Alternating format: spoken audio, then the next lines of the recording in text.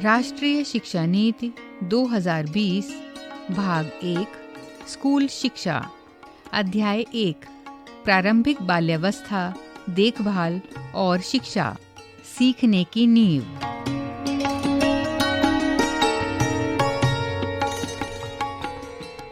तो आइए सुनते हैं इसका ध्वनि पाठ। पृष्ठ संख्या 8।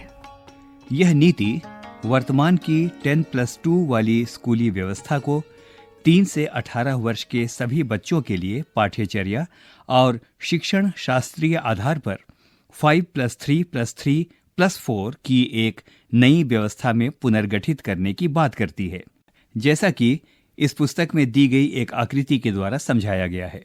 पृष्ठ संख्या 9। वर्तमान में 3 से 6 वर्ष की आयु के बच्चे 10+2 वाले ढांचे में शामिल नहीं हैं, क्योंकि 6 वर्ष के बच्चों को कक्षा 1 में प्रवेश दिया जाता है। नए 5+3+3+4 ढांचे में 3 वर्ष के बच्चों को शामिल कर प्रारंभिक बाल्यावस्था देखभाल और शिक्षा यानी ECCE की एक मजबूत बुनियाद को शामिल किया गया है, जिससे आगे चलकर बच्चों का विकास बेहतर हो, वे बेहतर उपलब्धियां हासिल कर सकें और खुशहाल हों। 1. प्रारंभिक बाल्यावस्था देखभाल और शिक्षा सीखने की नींव। 1.1 बच्चों के मस्तिष्क का 85% विकास 6 वर्ष की अवस्था से पूर्व ही हो जाता है।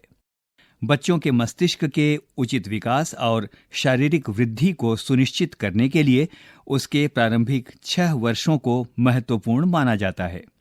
वर्तमान समय में विशेष रूप से सामाजिक आर्थिक रूप से वंचित पृष्ठभूमि के करोड़ों बच्चों के लिए गुणवत्तापूर्ण प्रारंभिक बाल्यावस्था देखभाल और शिक्षा उपलब्ध नहीं है। इसीलिए ECCE में निवेश करने से इसकी पहुंच देश के सभी बच्चों तक हो सकती है, जिससे सभी बच्चों को शैक्षिक प्रणाली में भाग लेने और तरक्की करने के समान अवसर मिल सकेंगे। ECCE संभवतः समता स्थापित करने में सबसे शक्तिशाली माध्यम हो सकता है। प्रारंभिक बाल्यावस्था विकास देखभाल के लिए गुणवत्तापूर्ण शिक्षा के सार्वभौमिक प्रावधान को जल्द से जल्द निश्चय ही वर्ष 2030 से पूर्व उपलब्ध किया जाना चाहिए, ताकि यह सुनिश्चित किया जा सके कि पहली कक्षा में प्रवेश पाने वाले सभी बच्चे स्कूली शिक्षा के लिए पूरी तरह से तैयार हों। 1.2 ECCE में मुख्य रूप से लचीली, बहुआयामी, बहुस्तरीय, खेल आधारित, गतिविधि आधारित और खोज आधारित शिक्षा को शामिल किया गया है, जैसे अक्षर, भाषा, संख्या, गिनती, रंग, आकार, इंडोर एवं आउटडोर खेल, पहेलियां और तार्किक सोच, समस्या सुलझाने की कला, चित्रकला, पेंटिंग, अन्य दृश्य कला, शिल्प, नाटक, कठपुतली, संगीत तथा अन्य गतिविधियों को शामिल करते हुए इसके साथ अन्य कार्य जैसे सामाजिक कार्य, मानवीय संवेदना, अच्छे व्यवहार, शिष्टाचार, नैतिकता, व्यक्तिगत और सार्वजनिक स्वच्छता, समूह में कार्य करना और आपसी सहयोग को विकसित करने पर भी ध्यान केंद्रित किया गया है। ECCE का समग्र उद्देश्य बच्चों का शारीरिक भौतिक विकास, संज्ञानात्मक विकास, समाज संवेगात्मक नैतिक विकास, सांस्कृतिक विकास, संवाद के लिए प्रारंभिक भाषा, साक्षरता और संख्यात्मक ज्ञान के विकास में अधिकतम परिणामों को प्राप्त करना है। 1.3 NCERT द्वारा 8 वर्ष की आयु तक के सभी बच्चों के लिए 2 भागों में प्रारंभिक बाल्यावस्था की शिक्षा के लिए एक उत्कृष्ट पाठ्यक्रम और शैक्षणिक ढांचा यानी NCPF-ECCE विकसित किया जाएगा। अर्थात 0 से 3 वर्ष के बच्चों के लिए एक सब फ्रेमवर्क और 3 से 8 साल के बच्चों के लिए एक अन्य सब फ्रेमवर्क का विकास किया जाएगा। उपरोक्त दिशा निर्देशों के अनुसार ECCE राष्ट्रीय और अंतर्राष्ट्रीय नवाचार एवं सर्वोत्तम प्रथाओं पर नवीनतम शोध को शामिल करेगा विशेष रूप से उन प्रथाओं को जो भारत में कई शताब्दियों से बाल्यावस्था की शिक्षा के विकास के लिए समृद्ध है और वे स्थानीय परंपराओं में विकसित हुई हैं, जिनमें कला, कहानियां, कविता, खेल, गीत और बहुत कुछ शामिल है। पृष्ठ संख्या 10। इन सभी को मुख्य रूप से शामिल किया जाएगा। शिक्षा का यह मॉडल माता पिता दोनों के साथ साथ आंगनवाड़ी के लिए भी एक मार्गदर्शक के रूप में काम करेगा। 1.4 भारत में चरणबद्ध तरीके से पूरे देश में उच्चतर गुणवत्ता वाले ECCE संस्थानों के लिए सार्वभौमिक पहुंच सुनिश्चित करना वृहद लक्ष्य होगा। इस प्रारंभिक बाल्यावस्था में देखभाल और शिक्षा जैसे महत्वाकांक्षी लक्ष्य तक पहुंच सुनिश्चित करने के लिए इसे सभी छात्र तक पहुंचाना होगा। पिछड़े जिलों और उन क्षेत्रों पर विशेष ध्यान और प्राथमिकता देनी होगी जो सामाजिक और आर्थिक रूप से पिछड़े हैं।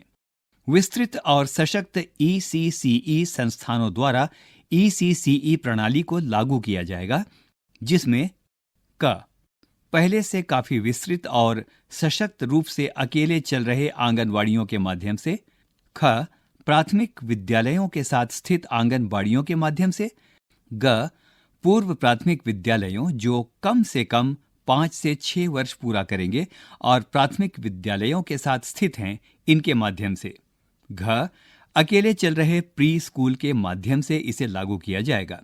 ये सभी विद्यालय ECCE के पाठ्यक्रम और शिक्षण में प्रशिक्षित कर्मचारियों या शिक्षकों को भर्ती करेंगे। 1.5 प्रारंभिक बाल्यावस्था देखभाल और शिक्षा यानी ECCE की सार्वभौमिक पहुंच के लिए आंगनवाड़ी केंद्रों को उच्चतर गुणवत्ता के बुनियादी ढांचे, खेलने के उपकरण और पूर्ण रूप से प्रशिक्षित आंगनबाड़ी कार्यकर्त्रियों एवं शिक्षकों के साथ सशक्त बनाया जाएगा। प्रत्येक आंगनबाड़ी में समृद्ध शिक्षा के वातावरण के साथ अच्छी तरह से डिजाइन किया हुआ हवादार, बाल सुलभ और निर्मित भवन होगा। आंगनबाड़ी केंद्रों में बच्चे गतिविधि से भरे पर्यटन करेंगे और अपने स्थानीय प्राथमिक स्कूलों के शिक्षकों और छात्रों से मिलेंगे, ताकि आंगनबाड़ी केंद्रों से प्राथमिक स्कूलों में संक्रमण को सुचारू बनाया जा सके। आंगनबाड़ियों को स्कूल परिसरों या समूहों में पूरी तरह से एकीकृत किया जाएगा और आंगनबाड़ी बच्चों, माता पिता और शिक्षकों को स्कूल या स्कूल के विभिन्न कार्यक्रमों में परस्पर भाग लेने के लिए आमंत्रित किया जाएगा। 1.6 यह परिकल्पना की गई है कि 5 वर्ष की आयु से पहले हर बच्चा एक प्रारंभिक कक्षा या बाल वाटिका, जो कि कक्षा 1 से पहले है, में स्थानांतरित हो जाएगा, जिसमें एक ECCE योग्य शिक्षक हैं। तैयारी कक्षा में सीखने को मुख्य रूप से खेल आधारित शिक्षा पर आधारित होना चाहिए, जिसमें संज्ञानात्मक, भावनात्मक और शारीरिक क्षमताओं का प्रारंभिक साक्षरता और संख्या ज्ञान विकसित करने पर ध्यान केंद्रित किया जाएगा। दोपहर के यानी मध्याह्न भोजन कार्यक्रम को प्राथमिक विद्यालय के साथ साथ सारी कक्षाओं तक भी विस्तारित किया जाना चाहिए। स्वास्थ्य के विकास की निगरानी और जांच परीक्षण जो आंगनवाड़ी व्यवस्था में उपलब्ध हैं, उसे प्राथमिक स्कूलों की तैयारी कक्षाओं के छात्रों को भी उपलब्ध कराया जाएगा। 1.7 ECCE शिक्षकों के शुरुआती कैडर को तैयार करने के लिए आंगनवाड़ी कार्यकर्त्रियों या शिक्षकों को NCERT द्वारा विकसित पाठ्यक्रम या शिक्षण शास्त्रीय फ्रेमवर्क के अनुसार एक व्यवस्थित तरीके से प्रशिक्षण दिया जाएगा। 10+2 और उससे अधिक योग्यता वाले आंगनवाड़ी कार्यकर्त्री या शिक्षक को ECCE में 6 महीने का प्रमाण पत्र कार्यक्रम कराया जाएगा और कम शैक्षणिक योग्यता रखने वालों को 1 वर्ष का डिप्लोमा कार्यक्रम कराया जाएगा, जिसमें प्रारंभिक साक्षरता, संख्या और ECCE के अन्य प्रासंगिक पहलुओं को भी शामिल किया जाएगा। पृष्ठ संख्या 11। इन कार्यक्रमों को डिजिटल और दूरस्थ माध्यम से DTH चैनलों के साथ साथ स्मार्टफोन के माध्यम से चलाया जा सकता है, जिससे शिक्षकों को अपने वर्तमान कार्य में न्यूनतम व्यवधान के साथ ECCE योग्यता प्राप्त करने में सहूलियत मिल पाएगी। आंगनबाड़ी कार्यकर्त्रियों या शिक्षकों के ECCE प्रशिक्षण को शिक्षा विभाग के क्लस्टर रिसोर्स सेंटर द्वारा मेंटर किया जाएगा और निरंतर मूल्यांकन के लिए कम से कम एक मासिक कक्षा भी चलाएगा। दीर्घावधि में राज्य सरकारों को चरण विशेष में व्यावसायिक प्रशिक्षण, मार्गदर्शन की व्यवस्था और करियर मैपिंग के जरिए आरंभिक बाल्यावस्था में देखभाल और शिक्षा के व्यावसायिक रूप से योग्य शिक्षकों के कैडरों को तैयार करना चाहिए। इन शिक्षकों की प्रारंभिक व्यावसायिक तैयारी और उसके सतत व्यावसायिक विकास यानी CPD के लिए आवश्यक सुविधाओं का भी विकास किया जाएगा।